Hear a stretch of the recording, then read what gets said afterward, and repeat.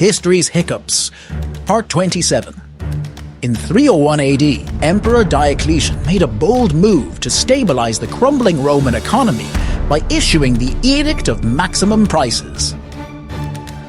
This decree set price caps on over 1,000 items and services, from food and livestock to labor wages, in an effort to control rampant inflation. However, the edict backfired. It proved nearly impossible to enforce across the vast Roman Empire, leading to widespread black market activity and goods vanishing from markets.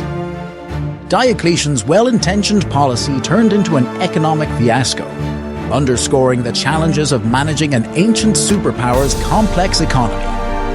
The Edict of Maximum Prices stands as a historical lesson on the limits of government intervention in economic matters, a significant moment in the story of Rome's decline.